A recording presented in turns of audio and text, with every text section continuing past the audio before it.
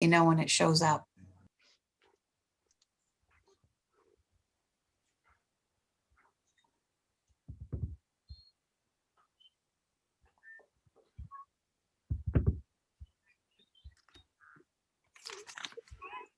Catch it, Carmen, catch it. Yes. Oh, sorry.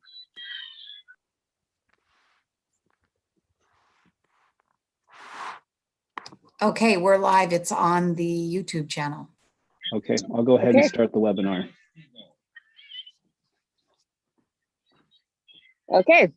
Good evening, everybody. Thanks for joining us for the Budget Committee meeting. Let's start by calling it to order at 6:02 p.m. And I'd like to do a roll call of committee members. My name is Valerie Ingram, and I am here. Kate Grandusky. I'm here. Melinda Fisher. Here. Deborah Sims. Here. Sue J. Hernandez. Here. Mike Conroy. Here. Kyle Johnston. Here. Stephanie Rose. Here.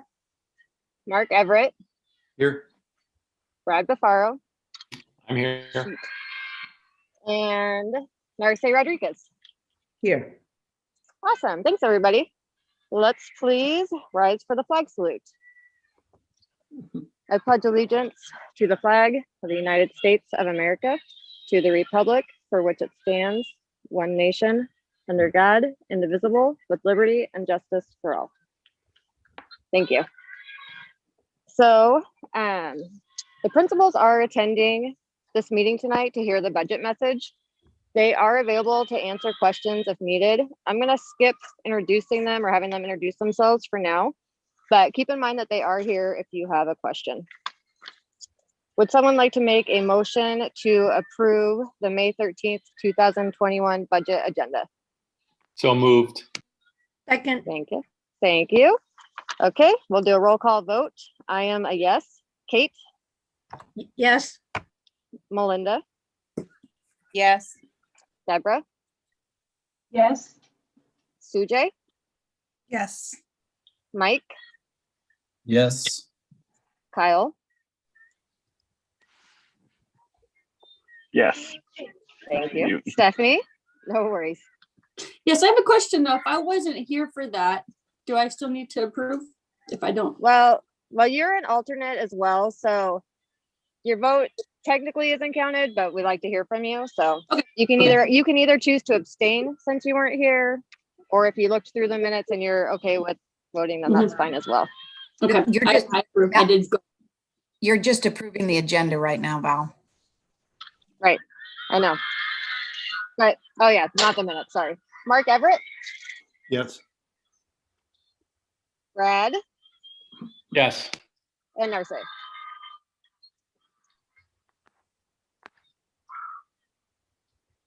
Narce? Sorry, yes. No worries. Okay, thanks everybody. The approval of the agenda passes. I don't remember how many people, Kathy. Okay, next, could I get a motion for an approval of the April 12th, 2021 meeting minutes? So moved. I'll go ahead and second it. Roll call vote. I am a yes. Kate, Yes.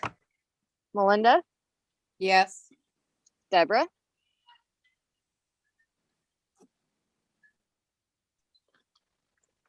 Deborah, Yes. Sujay, Yeah, you hear me? Mike, Yes. Kyle, Yes. Stephanie, Yes. Mark, Yes. Brad, Yes. and Narce. Yes. Okay, great. Thanks so much, everybody. At this time, I'm going to turn it over to Superintendent Parker, who is going to give us the budget message. Great. Good evening, everyone. Thanks for coming tonight. I'm honored to present the proposed 2021-22 district budget. This past year has been like no other. The pandemic brought with it changes to our society, our state, our school district. When students started in-person hybrid classes on April 5th, it had been more than a year since our students and staff had been in their classrooms. Finally, our year of distance learning is slowly coming to an end. Again, just this afternoon with the announcement by Governor Brown that they would be obeying the CDC. There's some new changes coming and around vaccinated people not having to wear masks. Currently, we don't know where that's going to go, but right now that's still good news. This year of distance learning is coming to an end. In the fall, we anticipate starting school in our normal 5 days a week classroom setting. We're looking forward to that day. The budget that we're presenting to you tonight is one that will lead us forward with stability. Along with the Student Success Act, Measure 98, and federal stimulus money, we will be able to address several critical priorities. With this, we'll be able to slightly lower class size grades K through 8. We'll continue staffing levels as measured by our enrollment, increase the number of counselors, decrease the caseloads of those counselors to rates that are recommended by the American School Counselor Association. As we're moving back into school, this is going to be an important thing as we diagnose, maybe that's the wrong word, we figure out where kids are at and figure out how we're going to help. Increase English language development, FTE, to help with constructing meaning, implementation in our schools so that our ELD students are able to be more prosperous, more successful in our schools. Increase the number of behavior support personnel in our schools by almost 13. We will start an English language arts adoption for implementation in 2022-23. This is huge. It's been, I want to say, over a decade since we had had a new English language arts adoption. There are even more investments being planned, but coming out of the pandemic, it's an exciting time to think about how we're going to improve services to students. This year, we've seen a sizable decrease in our enrollment as parents chose other online experiences for their children during the pandemic. The number of students who attended in our district last year and enrolled in an online charter school and who are still attending those online charter schools is now about 165. If you add all the students in our district who could attend our schools but are attending other charter schools, it's closer to 350. Another reason that we're seeing this decrease in our enrollment, just that's been happening, it's a natural occurrence, which is our graduating seniors are larger classes than our incoming kindergartners. And so that again is creating a downward pressure on our enrollment. Forecasting what our enrollment will be in the fall is a significant risk to this budget. This is really one of the most challenging years that we've had in trying to create a plan, a spending plan, not knowing exactly where we're going to be with enrollments. The budget we are presenting assumes a partial return of these students, not all of them, but it does.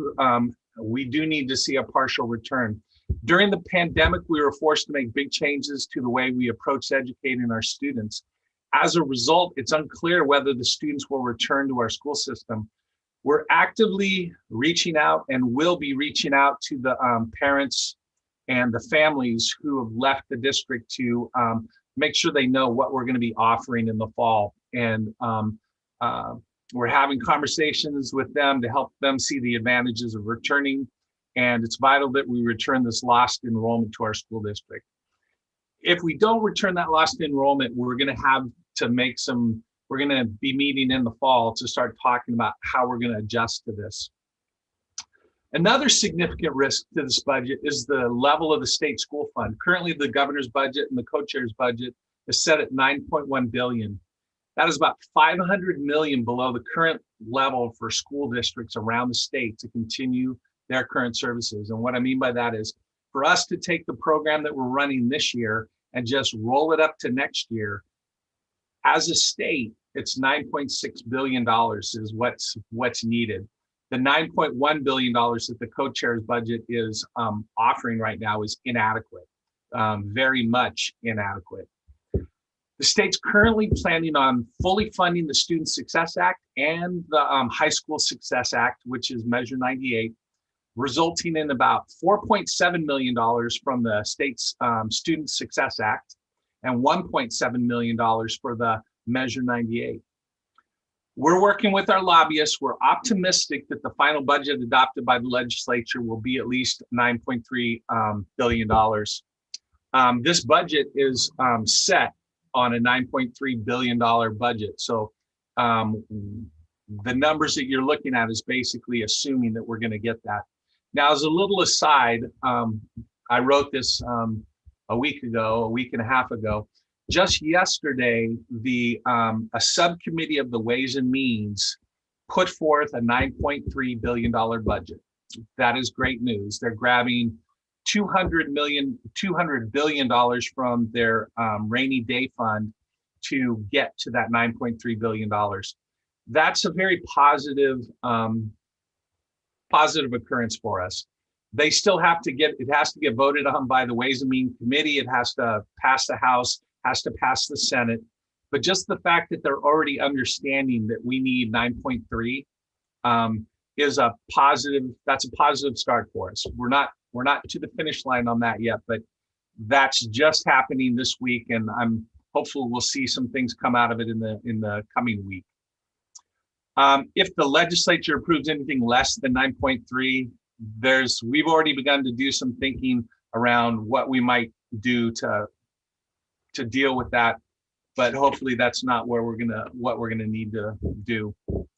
A $9.3 billion state school fund budget combined with the federal stimulus money means that overall, going into next year, we're going to be well funded.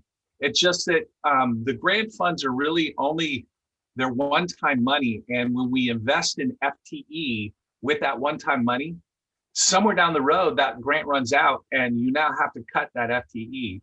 So we're working really hard to keep the FTE expenditures in the general fund and in funds that are going to be consistent over time. Or, again, the ESSER money was meant for dealing with COVID. So again, temporary FTE for us to deal with some of the things that have happened. Those are all good expenses for us. It's imperative that the legislature completely fund the general fund first. That's the money that repeats.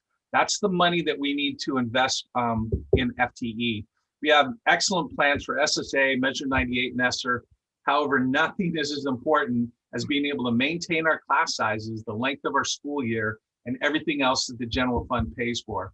So I've already been lobbying our legislators in this area to make sure that they know how important it is that we fund at least the $9.3 billion. Forest Grove School District is committed to providing each student with the opportunity for a quality education as we continue to eliminate the achievement gap for our students.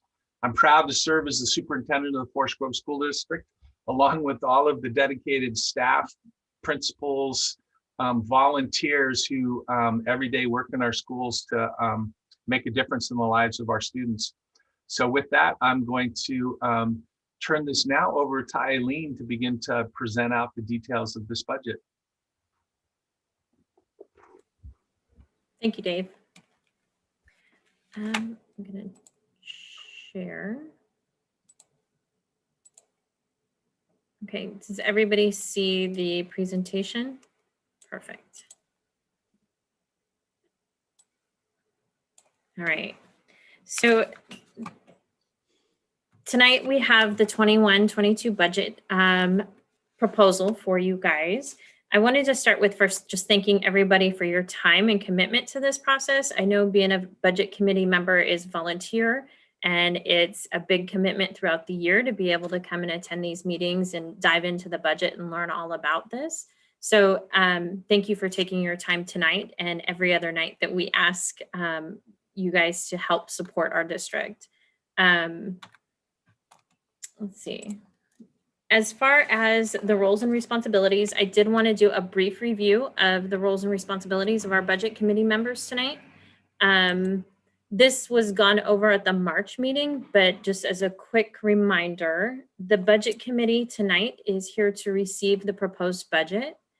Then you will review, analyze, and discuss the budget, consider additional input, listen to the community and hear public comment, and then you'll recommend a level of spending appropriations and tax rates to the board for adoption. A quick reminder of what's not the budget committee's role. The budget committee doesn't set salaries and benefits or contract terms for employees, staffing levels, or organizational structural decisions, and doesn't alter district goals or policies. So those are all at the board responsibility level. Tonight is looking at the budget and ensuring that it meets all of those other needs. As far as setting the appropriations for the district for next year, we're going to be setting the appropriations for major fund and major function. The appropriation is setting that maximum spending level. So we can only spend up to that appropriation level. And that's going to be at the general fund, at fund and function. So general fund instruction, general fund support services, how much we can spend on special revenue funds, instruction, special revenue funds, support services. So going down all of the grants, it gives us that max spending authority. Options, once you have had time to receive the budget and consider it, receive any additional information that you need, you'll have 4 options. Approve the budget as it's proposed, increase the appropriation if you think we'll get more revenue, decrease the appropriation if you think we're going to get less revenue, and then move appropriations between functions. So if there's major changes, moving appropriations from support services to instruction or instruction to support services. So those large buckets. Once the budget committee approves it, it will then go to the board for adoption. And then that will be the official spending limits for administration and the board moving into next year. After adoption, we all know things change. State school fund fluctuates, or we get new information from the state. We receive different grants. So after the budget is approved by the board, then the board can approve expenditure changes that don't exceed 10%. So as long as it doesn't exceed that 10% of the total appropriation, then we can ask the board for approval of adjusting those levels. Through the last few years, we've received a lot of community feedback, and this budget is really developed on holding that community feedback, holding our strategic plan initiatives and our school improvement plans in the focus as developing this budget. So we wanted to make sure that we were looking at all of these components as we were building it. To quickly review these items, the district strategic plan has 4 components. It includes constructing a world-class behavioral and mental health model, building safe and welcoming school environments that address student and family needs, producing well-rounded lifelong learners, and developing communities that value cultural proficiency, identity, safety, bilingualism, and inclusion. Our school improvement plans has 5 goals. That goal 1, all students will graduate from high school ready for college, career, and civic life. Our underserved student EL populations will achieve higher growth outcomes. All students will have access to enhanced social emotional systems of support. And then goal 4 is to promote early learning preschools at our most impacted elementary schools. And I think since this has happened, we now have pre-K in 3 schools. So the 2 is now 3. Underserved student populations will achieve higher outcomes as measured by our assessments. So those are our school improvement plan goals. And then the next one is the Student Success Act planning. When we went through the community engagement process here a couple of years ago, we had significant turnout of community and staff and student participation. So we want to make sure that we are continuing to keep those ideas and priorities in front. The top parent and community priorities included meeting students' mental health and behavioral needs, reducing class size, hiring specialists, providing structure to ensure students are at grade level, and a well-rounded education. And then our student priorities were really similar, except the well-rounded education was right at the top, and then the reduced student fees to lower barriers. Otherwise, it's meeting students and mental health, meet students' mental health and behavioral needs, hiring specialists to access additional opportunities, and providing sufficient PD. So as we go through all of these different processes and engagements, we're seeing a lot of consistencies through each one of these.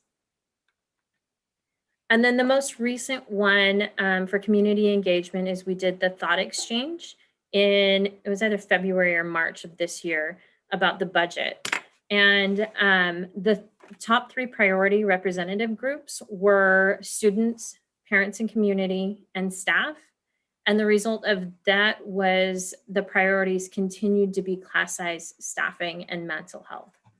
So that is all of our community engagement and our priorities that we've received through those different processes. To start off with the budget moving into 21-22, wanted to provide you a quick cash flow update for the general fund for this current year. The general fund's ending fund balance this year is going to be that core driver that starts the building block for the 21-22 budget. So that'll become next year's beginning fund balance.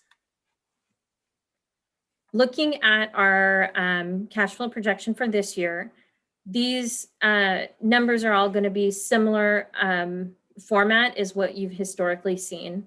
There's 2 years of historical data, the current year's budget, the current year's forecast in bold green, the comparison to the adopted budget, and then how it's changed since the last cash flow that you've received.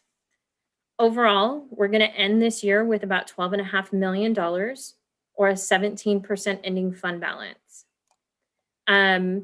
This is up 2.3% from March. This would have been the March 1st cash flow, and $1.7 million total. Our savings or our cash ending fund balance increase is due to both revenue and expenditures. As far as our revenue, since March, we've received our current year and prior year state school fund adjustments from ODE, and we've received our current year and prior year high cost disability estimates. So between those 4, it increased our state school fund by $465,000. And then we received a COVID grant from Washington County that reimbursed us for $91,000 of our expenditures. And so overall, we're $619,000 greater in revenue since March. Our expenditures for our salaries, our benefits, our sub and temp time, unpaid leaves of absences, utilities, transportation, those have been where we've been generating savings all year long, and they have continued. So we continue to see that as we've started our first month back into hybrid. And so we're projecting the ending fund balance this year to be at that $12.5 million because of those savings that we've seen this year from COVID shutdown. Any questions on this year's cash flow before I move on?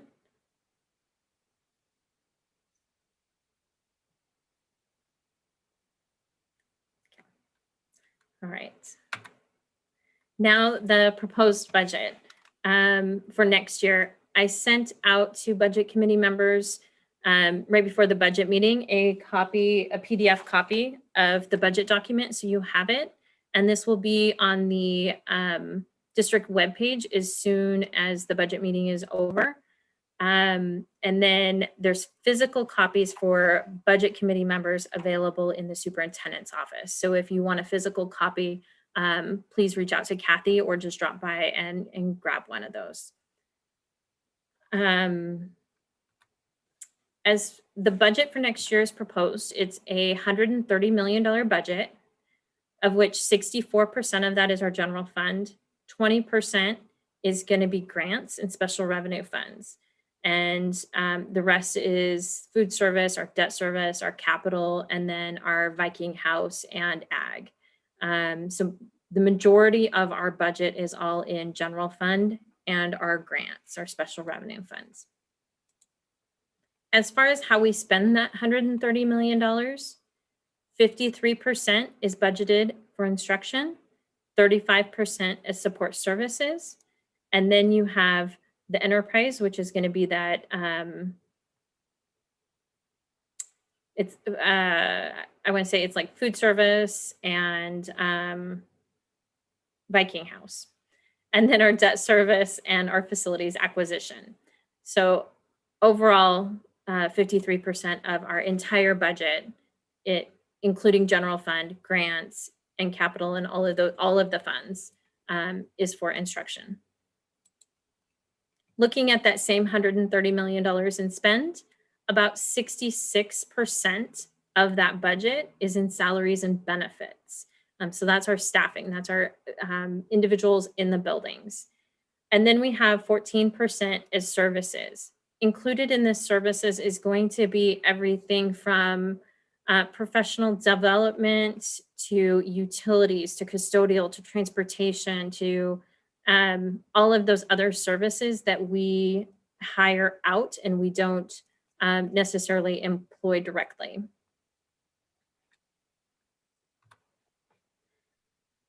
Since the general fund is such a large part of our budget and it's our operating funds, everything else, all of our other funds we receive are for a specific purpose, and we have limited control on how we get to utilize those funds. Our general fund is really what supports our district. It supports the daily instruction and that core across. So that is what I'm going to focus on tonight, is that general fund piece.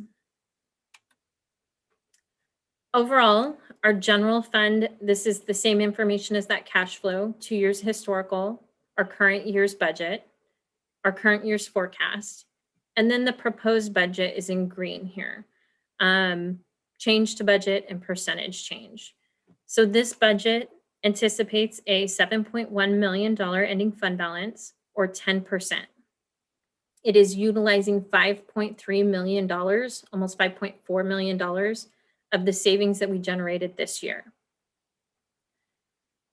Revenue is increasing by 3.7 million, primarily because of that beginning fund balance increase. And then our expenditures are increasing by 2.6 million. 1.2 million of that total is the literacy adoption. So that's a little overstated.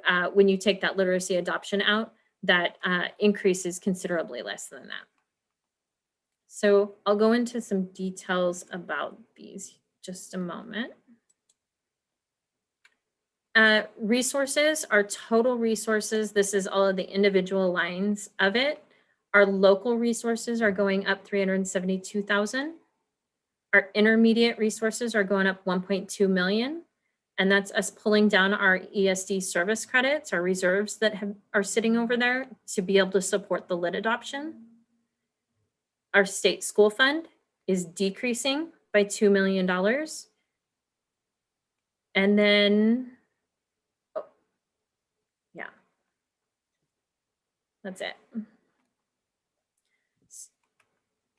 The state school fund, oops, back. Sorry about that. The state school fund drop of $2 million. I wanted to spend a minute going over the reason of that drop. And Mr. Parker talked a little bit in his superintendent message about our loss of enrollment and the reduction in the state school fund. And those are the two drivers of that reduction. In the last budget committee meeting, I showed everyone that the legislative and co-chairs recommended budget of 9.1 billion is actually a 2.85% reduction in state funding. The way the state allocates the biennial budget is 49% in year one and 51% in year two. So if we're looking at the last biennium's $9 billion state school fund at 51%, this current year, the state allocated $4.59 million to schools. If you take that $9.1 billion projection for next year and use 49% of it for the first year of the biennium, the state funding is only 4.46 million. So that's a significant reduction in funding to schools. If you use that same calculation on a $9.3 billion state school fund, it's still a reduction of a 0.72%. So it's still underfunding schools significantly.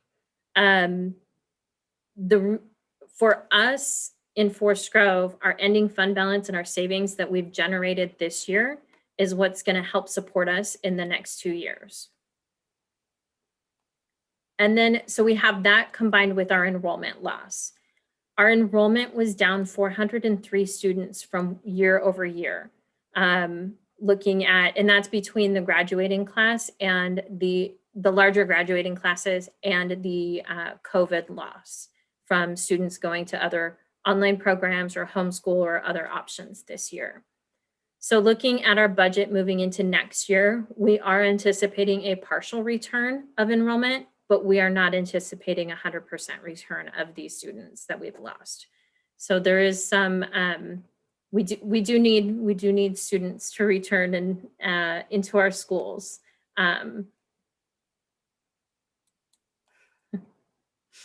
So other resource assumptions, outside of the state school fund, we have our property taxes. They're increasing 4%. Our high cost disability carve out is increasing. So the state carve out changed from 35 million to 55 million with the passage of SSA. So that is increasing our revenue from high cost disability from $930,000 up to 1.4 million. Our interest rates are reducing. Interest rates over the last year have really dropped. And I put in a couple of years historical, so you can see the last 2 years, we've had over $400,000 in interest. And this current year, we're only estimated to have $172,000 in interest. So we've seen a significant drop in our interest rates this year. Admissions and fees. We typically generate between $75,000 and $100,000 between gate fees and student athletic fees, which then get put back into helping support athletics. We did waive the student athletic fees during this year. And this budget, it doesn't anticipate waiving fees again, but with the unknown, I did drop it down to $50,000 just because we don't know what it's going to look like for athletic events and what sports are going to look like yet next year. So I kind of met in the middle a little bit on that one. The ESD service credits, that's our drawdown of our reserves of 1.2 million for that literacy adoption. So those are the big resource changes. This graph shows a little bit of our enrollment trends over time. We've been able to maintain between 5,700 and 6,000 students over the last 10 to 15 years here. And this year you can see how we've dropped down to 5,425 students. Next year, we're hoping that we do see a return in enrollment as what the state funding is built on in this budget.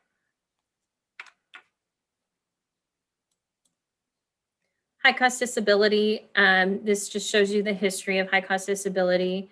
The carve out used to be 18 million. In 15-16, they increased it to 35 million. And then in 2021, they increased it to 55 million. For us, that's going to pull our grant award up to approximately 1.4 million. And we receive about 2.6% of the total carve out, which is still higher than what our portion of the state school fund is, because Forest Grove is about 1% of the state as a whole. So us receiving the 2.6%, it's reimbursing us for spending, I'm hoping I'm going to say this right, spending more than $30,000 extra on a student that has extra needs. Yeah, sorry about that. Okay, so this is the interest rates, and I just wanted to show you that these were the couple of years where we had over $400,000 in interest, and then we have dropped off. So since March of 2020, rates went from just over 2% down to a 0.6% in interest rates. So we're back down to that pre-2016 level. From 2010 to 2016. So it just shows the reason for that drop. Before I move on to expenditures, is there any questions on revenue? It's a lot of information, so I apologize.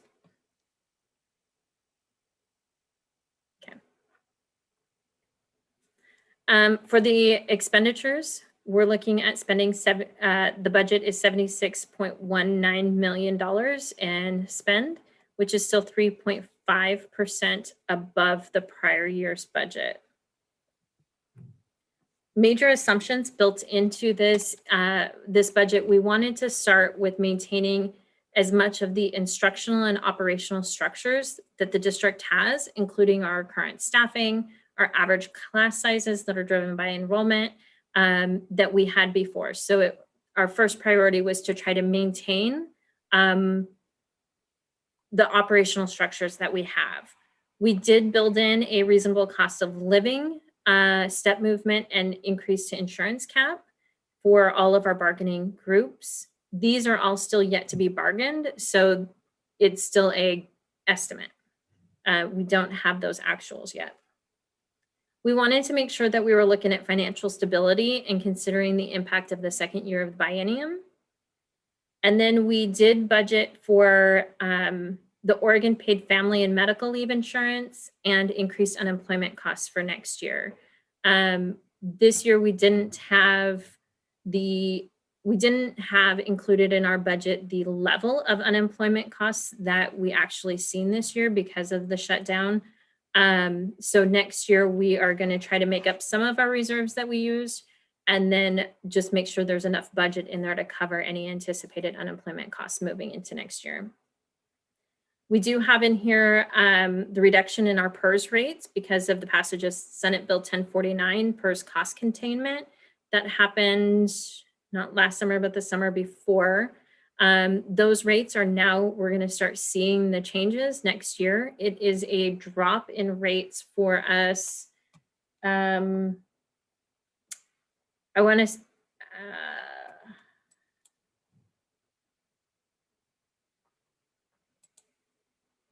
it's a drop in our PERS rates from 24.2% to 19%, and our OPSRP rates from 18% to 15%. So as you go through the budget document under the PERS lines or the benefit lines, you'll continue to see reductions in PERS costs. And that's because of that passage of Senate Bill 1049, where they were trying to contain costs and reduce costs to employers. And then you'll see the $1.2 million placeholder for the literacy adoption process and materials. Average class sizes.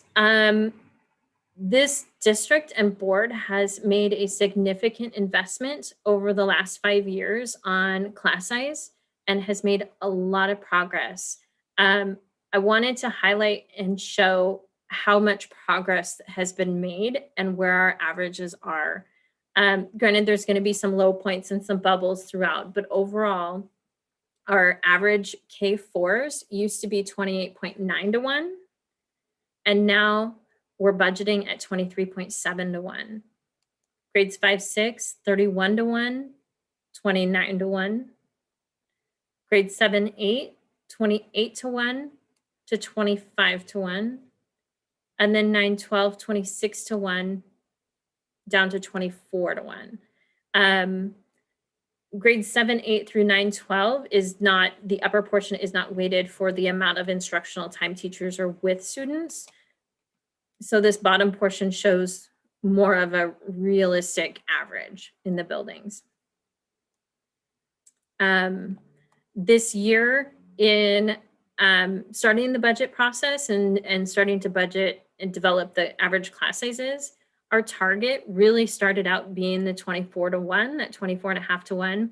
But as we started diving down and looking at individual class sizes and a few bubbles across the district, we did add a couple of FTE to target those bubbles in the K-1-2. So that's why you'll see it bring down just a little bit more than the prior year.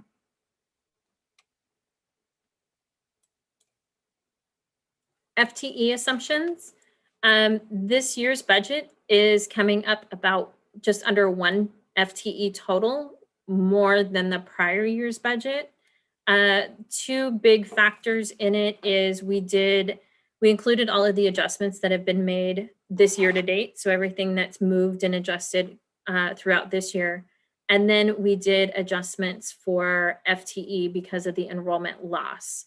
So 1.82 FTE has been taken out of this budget because of that drop in enrollment.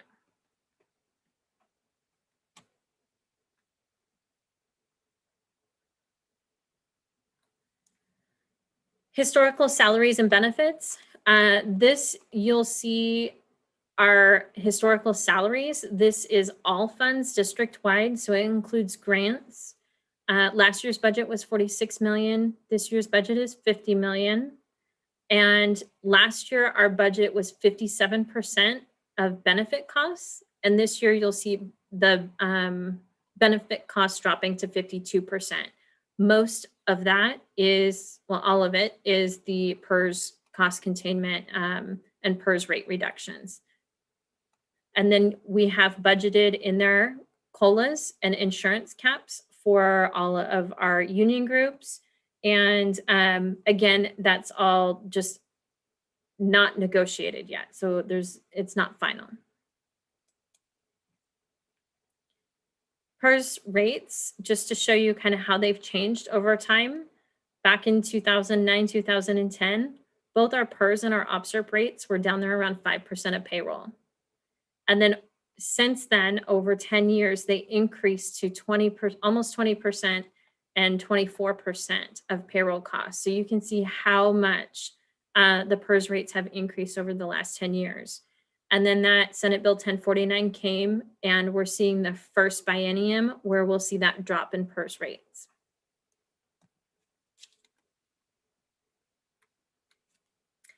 Ending fund balance. This budget does have a higher ending fund balance than board policy. The board policy is an 8% ending fund balance. But looking at the 2 years of the biennium and the amount of funds that we're using as one-time funds from the savings in this year, that we tried to split that over 2 years of the biennium. So that's why you'll see the ending fund balance being a little bit higher than what the board policy is.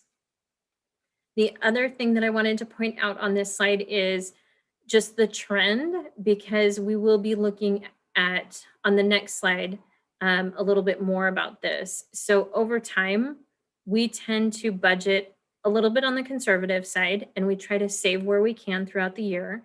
And so we budgeted like an 8%, and we actually ended at 13%. The next year we budgeted at 7.8%, we ended at 14%. So naturally every year we try to generate savings where we can, because then that helps support us in the following year. That is important because when we look at projecting this year's ending fund balance, this is the proposed budget in green. And then the next column is that proposed budget rolled forward 1 year. So that what if? It's very broad financial assumptions. It's, you know, a little bit of an increase in property taxes. It's the second year of the biennium of the state school fund. So it's that looking forward to the second year of that biennium. It's taking that 10% ending fund balance from this year, rolling it into the beginning fund balance next year. But what that leaves us is only a $2.4 million ending fund balance in that second year of the biennium, or a 3.3%. So that's that 10% ending fund balance for the 21-22 budget is essential, combined with us continuing to save where we can over the next year to be able to bring that 3% up.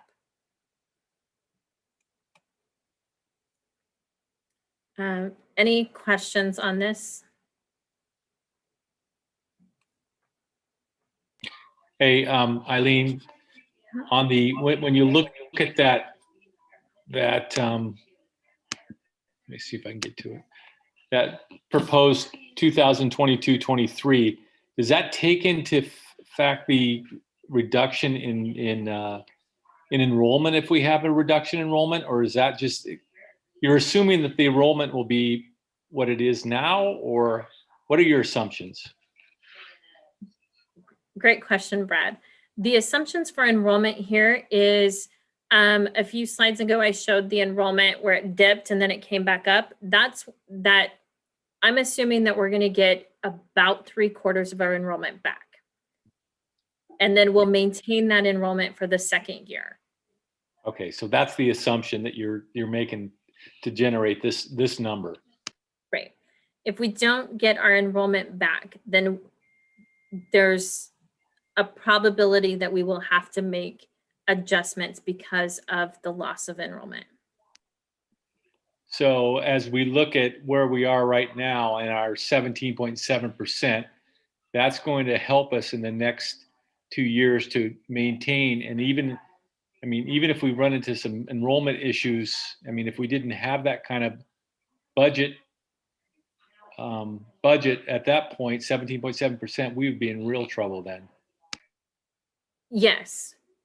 This year's savings is definitely, you can see at the bottom, we're spending $5.3 million for 21-22 and $4.7 million for the next year. So this year's savings is definitely helping support the next 2 years. Without that, we most likely would be doing significant adjustments this year to move into next year. Reductions. So we would be making reductions in budget then, right? Right now. If it wasn't there. Okay, thanks. Yes.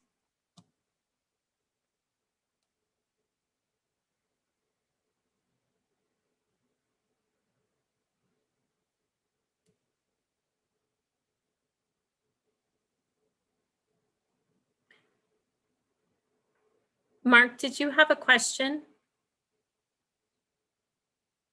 I'm sorry, I'm on mute. Sorry. Okay. Yes, so I was saying, my question was the 10.1% that is the ending fund balance in 21-22. That's proposed and projected, but that could be higher. If we can continue to save through the next year like we have historically. Right, that's what I'm saying, because a couple of slides ago you had shown how what was budgeted and then what was the actual. And Yes. okay, got it. So here you can see where we budget and then we save throughout the year, Right. and then we use those savings to budget the next year. Okay, So that's what we're hoping for again in this next year. okay. Great question. Okay. So the general fund does most of our operations, but we do have all of our other funds, and some of those do have some changes going into next year. So I wanted to make sure I was highlighting those changes for everybody. You'll see these adjustments as you go through the budget document. These are all of our other funds. So we have our grant funds, our food service, our debt service, and then we have our capital projects, enterprise, internal service, and scholarship and trust accounts. We don't see any major changes in the capital projects, the enterprise, the internal service, or the scholarship trust accounts, but we do see some changes coming up in our grants and our food service and debt service. Our grant funds hold all of our title funds, our IDA grants, our CLC grants, our outdoor school, student investment account. The new federal stimulus funds are going to be in this budget for next year, our state summer learning grant, and then Measure 98. The biggest changes in our grant funds is going to be the SIA, ESSER 1, 2, and 3, and our state summer learning. As far as our food service, this next year should be our first year of the expanded income eligibility program, We don't have it confirmed yet, but we're very hopeful that it will be. And that's really expanding how many families in our communities qualify for free and reduced meals. And then the other piece is the expansion of CEP to Echo Shaw. Echo Shaw qualified for CEP this year, but we weren't able to kind of announce it and lean on it this year because of all of the nutrition service waivers where it was district-wide free food for all kids this year. But moving into next year, when that goes away, Echo Shaw will maintain free for all students. And Fernhill, Cornelius, and Joseph Gale are already all CEP schools. So they all get free meals for all students. Our debt services, we do have one addition to our debt service funds, and that is the property purchase for our David Hill property. We purchased 16 acres there north of the high school for a future school site. So you'll see a new debt obligation there. Our student investment account for next year, it's budgeted at $4.15 million. There's a lot of items here, but I did want to highlight kind of some of the good things that we're doing with our student investment funds moving into next year. We're putting $743,000 into improving the ELL program, $1.34 million into behavioral health and wellness of students, including counselors, $320,000 in music and PE, $432,000 for instructional improvement in literacy and math, reducing class size, and then that classroom support that Dave talked about earlier, adding IA support in the buildings. So those are the highlights of the things that are to come moving into next year for student investment account funds. Our federal stimulus funds, ESSER 1, ESSER 2, and ESSER 3. ESSER 1 should be fully spent by the end of this year, if not pretty close to it. But ESSER 2 should be about $3.8 million, and then ESSER 3 is $8.6 million. ESSER 2 and ESSER 3, we have until September 30th of 2024 to utilize these funds. So our goal would be to spread them out over the 2 years. We have not finalized any budgets or formally finalized any budgets or planning for these, but I did want to kind of give you an idea of the things that we're talking about with these funds. HVAC ventilation improvements, increased custodial PPE and signage in the buildings, providing buildings their own COVID allocations, doing tech learning platforms and software, technology repair and replacement of devices, adding devices and hotspots, and then providing some interventions and summer enrichment programs. So there's a lot of conversations about, how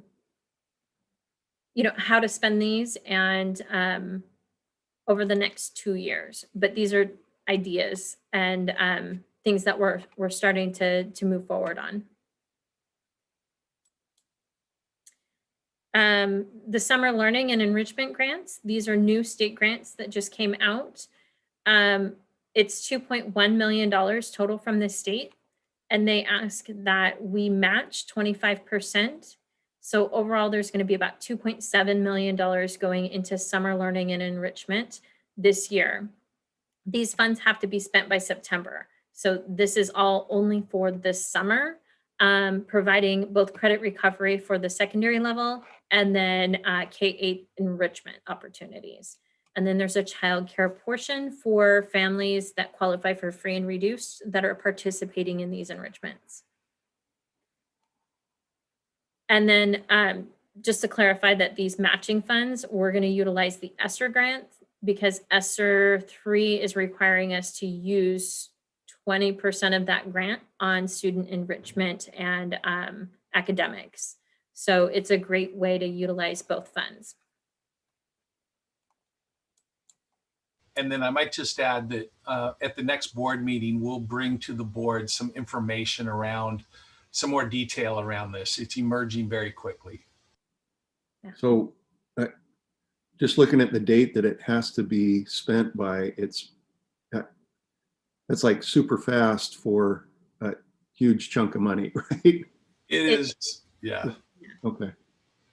And we included appropriation in here as a placeholder in the budget, but we didn't determine how it was going to be spent. That's all being worked on right now. And I know they're working really hard on trying to get this coordinated and figured out in such a short period of time. Eileen, what happens if we don't spend all that money by 9/30/21? Does it just go back then? It goes back to the state. Okay, got it. We're working very hard to make sure that doesn't happen. Right. Okay.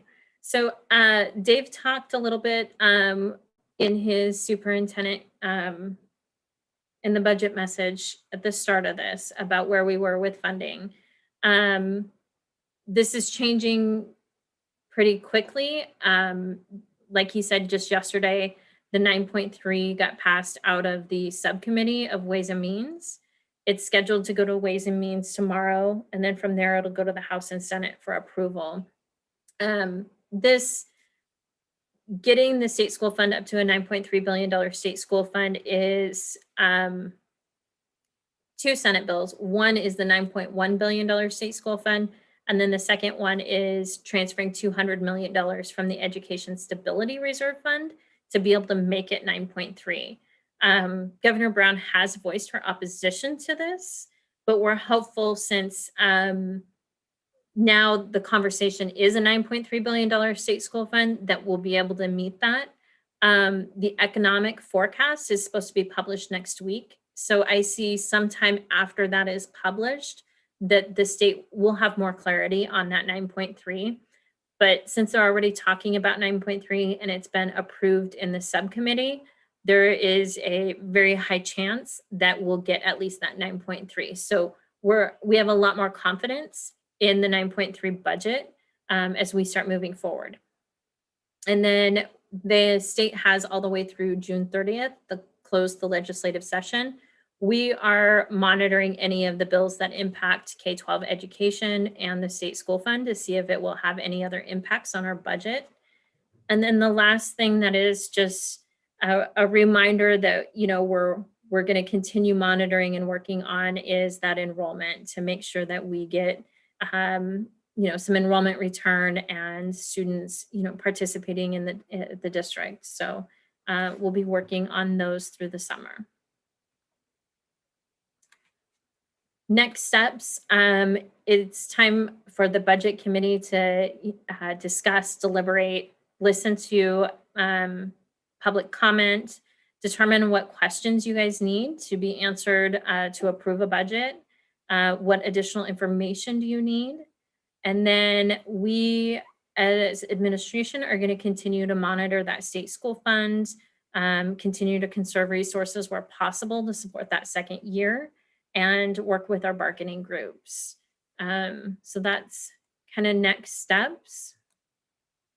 We are scheduled to meet next Thursday, and we have an optional meeting the following Thursday.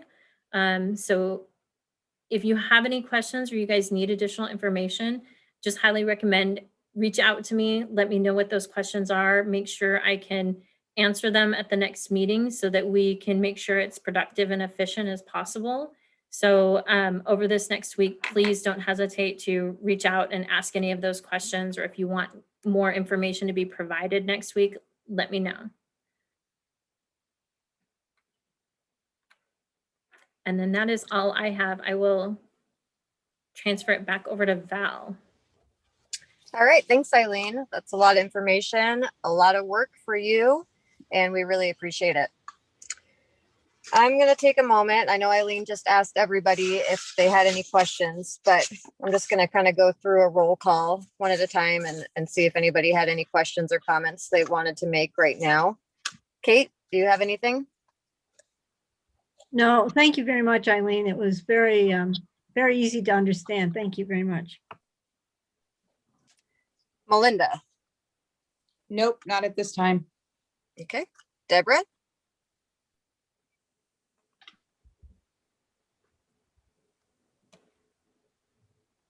No, not yet. Thank you. Sujay.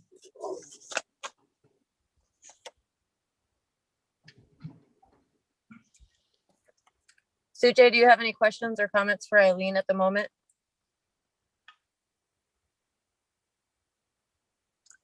Not seeing her on the screen. Okay, we'll skip her. How about you, Mike? No questions, thank you. Kyle? None for me. Good, thorough explanations. I appreciate it as always. Okay, thank you. Stephanie?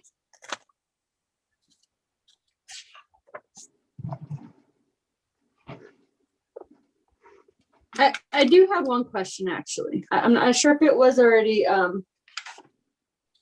mentioned. Eileen probably did, but I think I mentioned it, or if I missed it. What happens if the enrollment does not get to the 5,700 number and stays at the 5,400? What happens? We'll have to do some budget adjustments at the start of the school year. So with, and that will most likely end up being a combination between finding where we can reduce and staff. Okay, thank you. Okay. Mark, anything right now for Eileen? No, nothing right now. And Brad?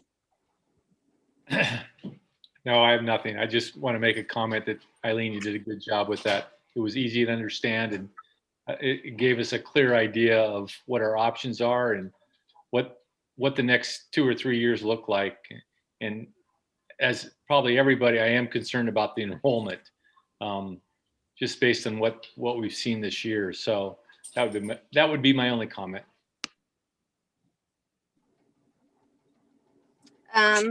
And finally, Narce, anything you'd like to add or any questions?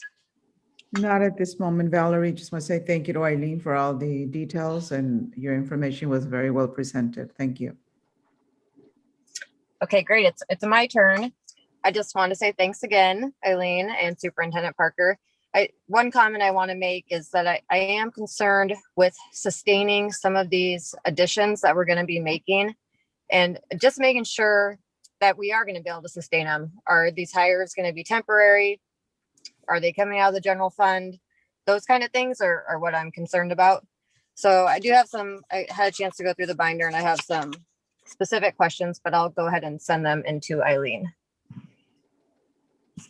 If nobody has, oh, I also want to add about public comment. We would love to hear from the public. If you would like to email us comments, please email them to publiccomment@fgsd.k12.or.us. And David or Kathy will monitor the email account and read any comments that we receive. And we would love to hear from the community. So please feel free to do that. If And nobody Val, we haven't received any yet. Okay. Val, Thanks, Kathy. Yes. just 2 more pieces of information. So I appreciate your question about what's sustainable. We'll create a list because we're absolutely thinking about which budgets are we buying the FTE out of and that it is sustainable. But we can make a quick little list that kind of outlines that for you. So we'll bring that back to you. And then the second thing I wanted to let you know is that we're also out doing some brainstorming, some thinking about how we could create an online presence that's better than the online charters that folks are going to. We have great schools, great teachers, and we saw this year with teachers live, even though they were digital, teachers live teaching the kids. I think we have an opportunity to also attract students back that still want to stay in this digital. So I just needed everyone to know we're working on that idea, and we're off and rolling on it actually, but I'll get you more information as we get closer. Yeah, that sounds great. If you could do the list for what's sustainable and which grants or funds they're coming out of, that would make it a lot easier for me to see with some of the items in the budget. Yep. And I really like that idea about seeing what we can do for online school and to get our enrollment back. Yep. As Eileen mentioned, our next meeting is next week, Thursday, May 20th, same time, same place. She would really appreciate it if you did have questions or comments, if you could get them to her before like 1 or 2 that day, that would be helpful. And does anybody have anything else? No? Okay, we'll go ahead and adjourn the meeting at 7:07. Thank you to everybody for coming tonight. We really appreciate it. Val, who won the game? Oh my goodness. I mean, as soon as I got on the meeting, it went way downhill. McMinnville won. They rolled us. This is like a hitter's park, so they probably hit 4 or 5 balls out of the park, and one of them was a grand slam. But we scored 5 runs. Oh, good. Oh, good. So it wasn't a complete blowout. So All right. Have a good night. all right. Thanks, everybody.